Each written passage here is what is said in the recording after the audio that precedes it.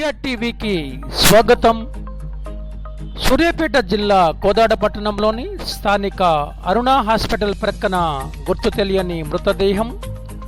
పోలీసులు మృతదేహాన్ని post mortem నిమిత్తం కోదాడ ప్రభుత్వ ఆసుపత్రికి తరలింపు కేసు నమోదు చేసుకుని దర్యాప్తు చేస్తున్నట్లు పట్టణ సిఐ రాము తెలిపారు.